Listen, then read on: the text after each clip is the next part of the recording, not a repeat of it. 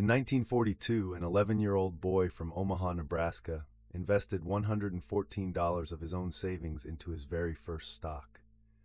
That boy's name was Warren Buffett.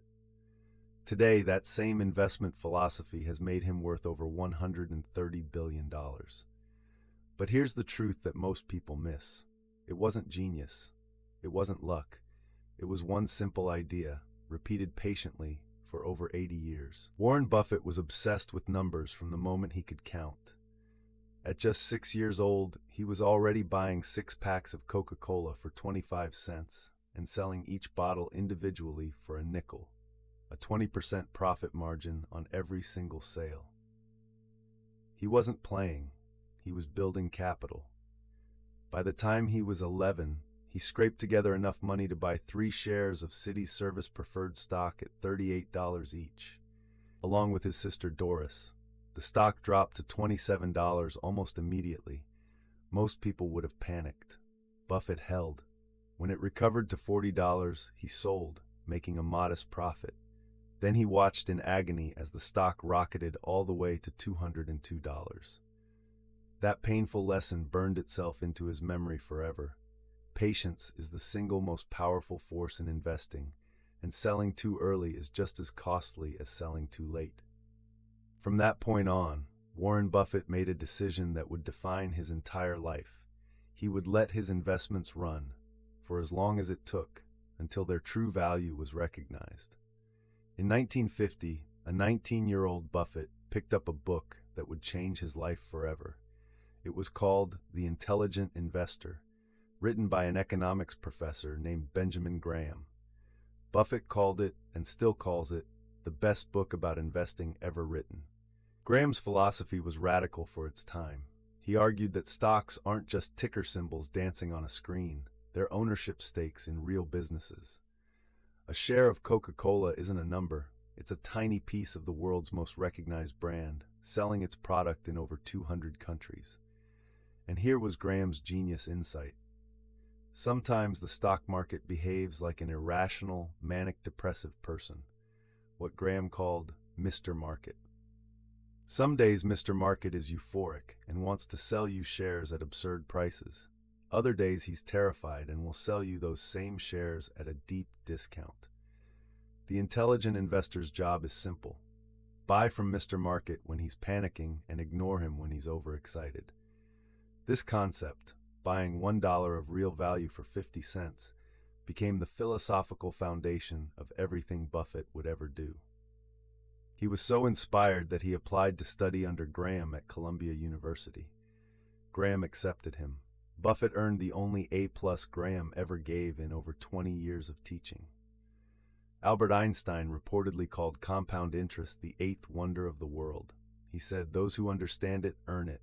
Those who don't, pay it." Here's why this matters so profoundly. If you invest $10,000 today at a 10% annual return, roughly the historic average of the S&P 500, in 10 years you'll have $25,000. In 30 years, $174,000. In 50 years, over $1,100,000. The same $10,000 becomes 117 times larger over 50 years, without ever adding a single additional dollar. Buffett understood this concept viscerally at age 10. He called it the snowball. A small ball of snow rolling down a very long hill, gathering more and more mass with every revolution. The longer the hill, the bigger the snowball becomes. This is why he started investing at 11. This is why he's still actively investing today at 94 years old.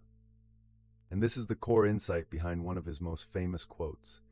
"My wealth has come from a combination of living in America, some lucky genes, and compound interest." He deliberately chose the longest hill possible. He started early, and he never stopped rolling. Buffett's entire investment philosophy can be distilled into exactly 2 rules. Rule number 1, never lose money. Rule number 2, never forget rule number 1. This sounds almost comically simple, but here's the math. If you lose 50% on an investment, you need a 100% gain just to break even. Losses are catastrophically asymmetric. Most investors violate these rules constantly. They chase hot stocks based on tips. They panic sell during market downturns. They buy high on euphoria and sell low in fear. Buffett does the exact opposite. He buys wonderful companies at fair prices, businesses with what he calls a competitive moat, a durable advantage that competitors simply cannot replicate. The Coca-Cola brand, the American Express network, the Apple ecosystem. These are economic fortresses with walls that get higher every year.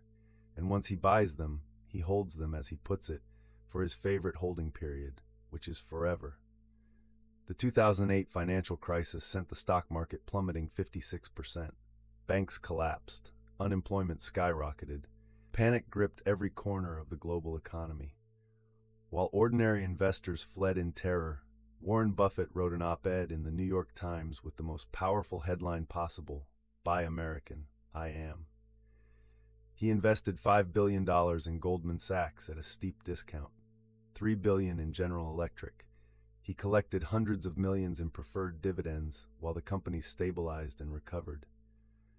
When the dust finally settled, those investments returned billions in profit. Why? Because Buffett applied the rule his mentor Graham had taught him decades earlier. Be fearful when others are greedy, and be greedy when others are fearful. Market crashes aren't disasters for long-term investors. They are sales events. The biggest, most profitable sales that ever occur on Wall Street. Every investor has lived through crashes. The difference between the wealthy and the worried is simply this: wealthy investors see a crash as an opportunity. Worried investors see it as a reason to leave. You don't need $130 billion to start investing like Buffett. You don't need an Ivy League degree. You need three things. Time, because compound interest rewards those who start early and stay consistent. Diversification. Buffett himself recommends low-cost index funds for most investors who lack the time to research individual stocks. And patience, the rarest commodity in modern finance. As Buffett has said, the stock market is a device for transferring money from the impatient to the patient. Warren Buffett's greatest investment wasn't any company. It was time itself. He gave his money time to grow, he gave his knowledge time to compound, and he gave himself the patience to wait through every downturn, every panic, and every crash. That is the Buffett blueprint, and it is available to every single one of you, starting right now.